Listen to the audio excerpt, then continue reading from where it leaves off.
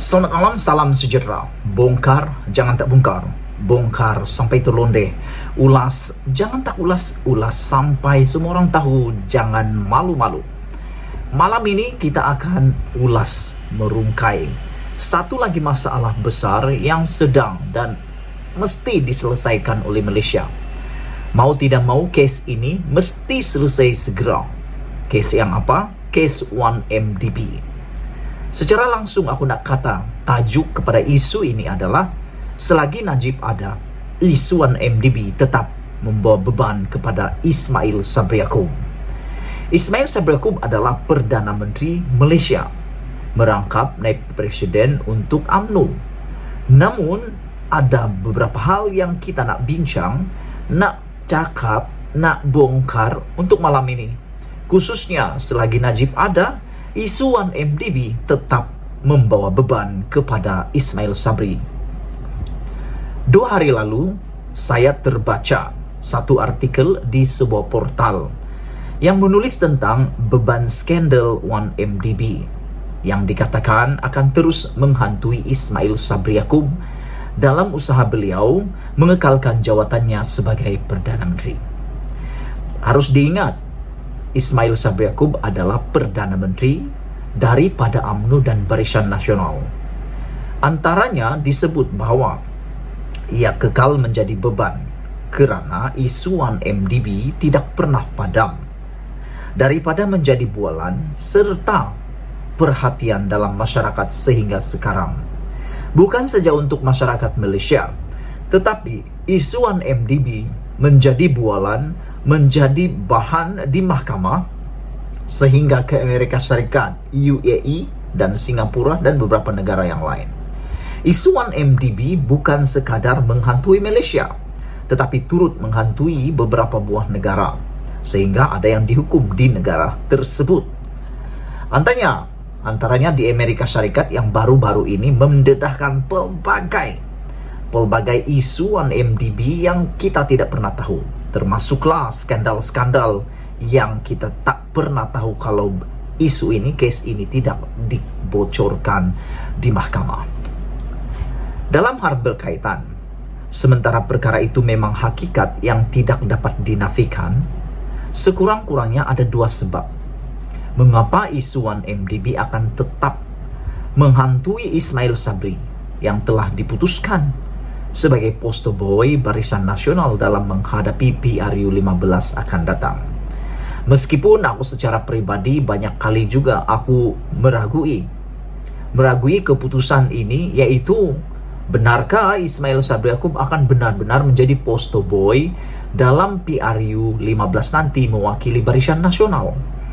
Dan benarkah Ismail Sabri Yaakob menjadi satu-satunya calon Perdana Menteri apabila kalau ditakdirkan Barisan Nasional UMNO menang besar dalam PRU tersebut? Aku risau nanti lain jadinya. Seperti mana yang telah terbukti duluannya di PRN Johor. Katanya mula-mula Hasni yang akan menjadi Menteri Besar, tetapi akhirnya lain yang jadi. Nafiz Ghazi pula yang menjadi Menteri Besar Johor. Pertama, kerana Najib masih bebas dan belum dipenjarakan. Kedua, disebabkan beliau sentiasa berlegar-legar di sekeliling UMNO sambil menjajah propaganda seolah-olah dirinya tidak bersalah dalam skandal tersebut. Yang lebih menakutkan sekarang ini adalah semakin ramai orang yang menjadi yakin percaya bahawa keputusan mahkamah untuk kes SRC internasional yang telah menjatuhkan hukuman penjara 12 tahun, denda 210 juta seakan-akan salah pula.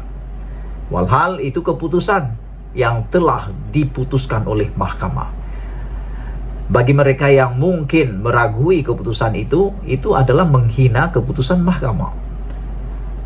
Oleh sebab itu, kita kena menghormati keputusan tersebut. Sekiranya Najib ketika ini sudah menerima hukuman dan dipenjarakan, ya tentu mudah bagi UMNO dan Barisan Nasional untuk menepis daripada terus dikaitkan dengan skandal 1MDB. Selain boleh menjarakkan diri daripada terus dikaitkan dengan skandal itu, UMNO dan BN malah boleh mendabik dada dengan mengatakan undang-undang telah ditegakkan, sebagaimana ramai pesalah di beberapa buah negara lain berkaitan 1MDB juga telah menerima hukuman masing-masing.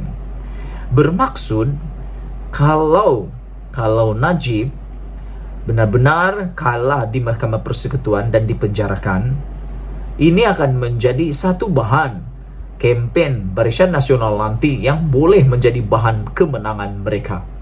Yaitu mereka boleh cakap bahawa undang-undang telah ditegakkan tanpa mengira status orang itu sama ada dia kayangan atau orang biasa. Saudara-saudara sekalian yang mendengar ulasan ini, Najib sudah pun dijatuhi hukuman bersalah dan dihukum penjara 12 tahun serta denda 210 juta oleh Mahkamah Tinggi dalam kes SRC Internasional, yaitu sebuah anak syarikat 1MDB, dan hukumannya kemudiannya dikekalkan oleh Mahkamah Rayuan. Begitupun sebagaimana beliau diberi penangguhan daripada menjalani hukuman sementara.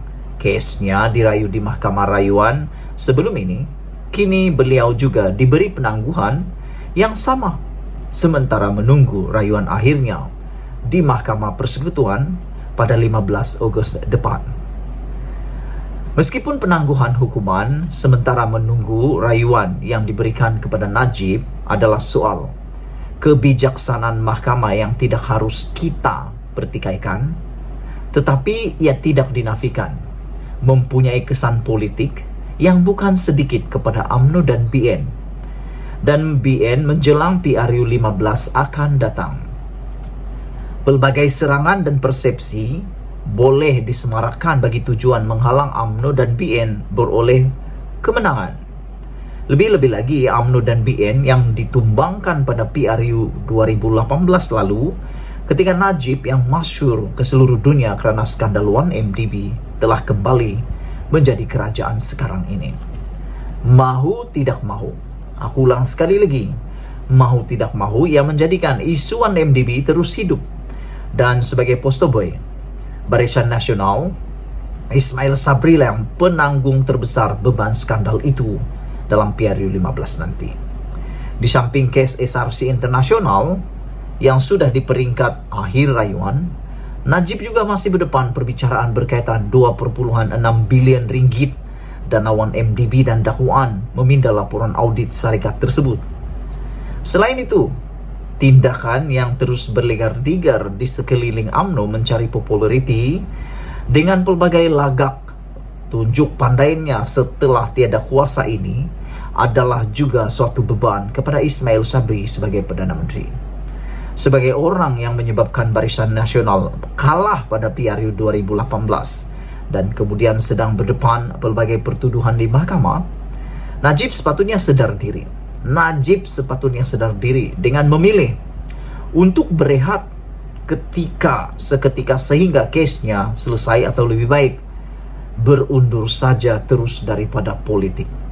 Tambahan lagi, skandal 1MDB yang diakibatkannya itu sudah melekat dalam minda rakyat, di mana secara umumnya semua orang sedar untuk tempo bertahun-tahun akan datang, negara masih perlu membayar hutang berpuluh bilion disebabkan olehnya. Sebab itu, amalan UMNO sebelum ini, di mana pemimpinnya yang didakwa di mahkamah akan direhatkan daripada jawatannya sehingga kes mereka selesai, adalah suatu tindakan yang betul serta mampu menjaga nama baik parti. Zaman Najib pada hakikatnya telah berlalu dan kini adalah era Ismail Sabri. Dengan itu tidak harus sama sekali ada perasaan atau jiwa perasaan dalam dirinya atau penyokongnya untuk melihat ahli parlimen pekan itu kembali semula sebagai Perdana Menteri. Perasaan atau jiwa perasaan demikian hanya akan membunuh peluang UMNO dan BN pada PRU 15 akan datang, sekaligus juga membunuh masa depan Ismail Sabri kerana seolah-olah beliau sedang disaingi daripada dalam partinya sendiri. Tiada Najib akan menyebabkan kesan 1MDB dapat diminimumkan ke atas Ismail Sabri dan mampu memberi laluan mudah kepada BN mencari kemenangan. Ditulis oleh sabudinhusein.com. Sekian dulu perkongsian malam ini. Jangan lupa tinggalkan komen Anda untuk isu pada malam ini, yaitu selagi Najib ada, isuan MDB tetap membawa beban kepada Ismail Sabri Yaakob. Kita jumpa lagi. Malaysia kita punya, kita jaga sama-sama, cintai Malaysiaku. Bye-bye.